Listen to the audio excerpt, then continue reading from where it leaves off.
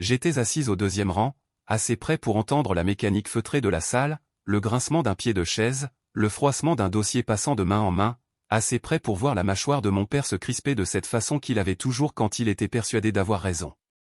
Il portait ce costume bleu marine qu'il réservait pour les mariages et les enterrements, celui qui lui donnait cet air fiable devant les inconnus, tandis que ma mère était assise à ses côtés, les mains jointes, son sourire millimétré, et quand elle a pris la parole, sa voix a porté sans le moindre effort pour déclarer que les 3 résidences secondaires sur la Côte d'Azur étaient à eux et que je ne méritais pas un centime.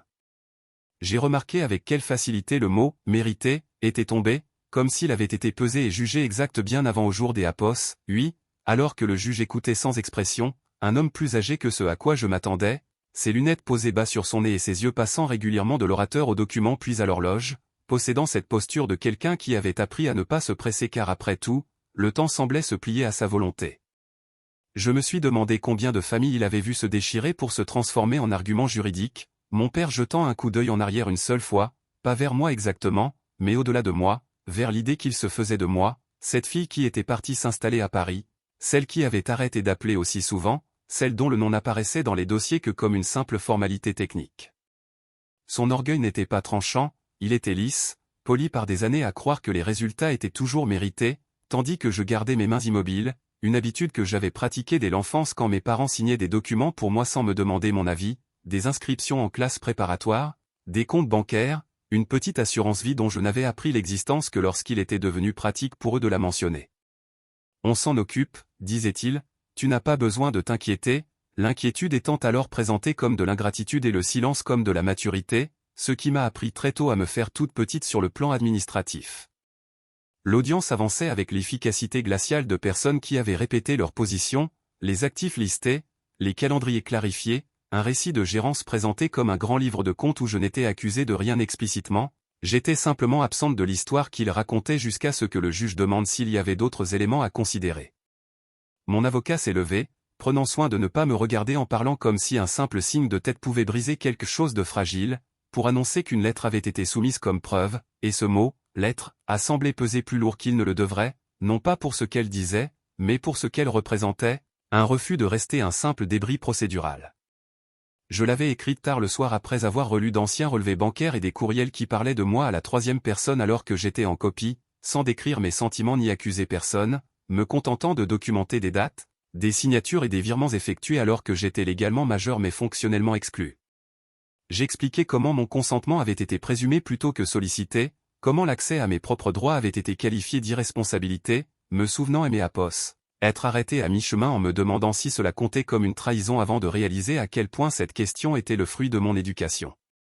Le juge a pris la lettre, ne Eleapos, a pas lu à haute voix mais Eleapos, a parcouru comme on parcourt des documents que Eleapos, on et Apos, attend à trouver ennuyeux, ses yeux bougeant des Eapos, à bord rapidement puis ralentissant tandis que Eapos, il se renversait légèrement dans son fauteuil.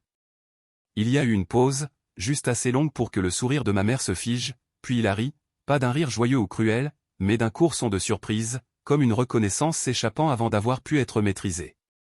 La salle est devenue silencieuse de cette façon particulière qui arrive quand le pouvoir s'éclaircit la gorge, et il a dit calmement en tapotant la page que ces Eapos était intéressant, provoquant un changement immédiat sur le visage de mon père où les couleurs se sont retirées pour ne laisser que Eapos, une pâleur livide. Les mains de ma mère se sont crispées sur ses genoux, son sourire glissant vers quelque chose d'indéchiffrable alors que je les regardais recalibrer leur attitude comme le font les gens quand les règles dont ils étaient certains commencent à se réorganiser. Le juge n'a pas grondé, il n'a pas fait de sermon, il a posé des questions précises sur l'autorité, sur la responsabilité fiduciaire, sur la différence entre gérer des biens pour quelqu'un et les gérer à la place de quelqu'un, chaque question étant une invitation à expliquer un fossé qu'ils n'avaient pas réalisé devoir combler. Ils ont répondu prudemment au début, puis défensivement, puis de moins en moins, et Apos ai senti quelque chose se desserrer dans ma poitrine, pas un triomphe ni exactement un soulagement, mais plutôt la confirmation que le sol sur lequel je me tenais n'était pas imaginaire. À un moment donné, le juge m'a regardé directement, non pas avec sympathie mais avec reconnaissance, en soulignant que j'étais majeur lorsque ces décisions avaient été prises et que ce n'était pas une question, ce à quoi Apos ai répondu par un « oui », des Apos, une voix plus ferme que je ne l'aurais cru.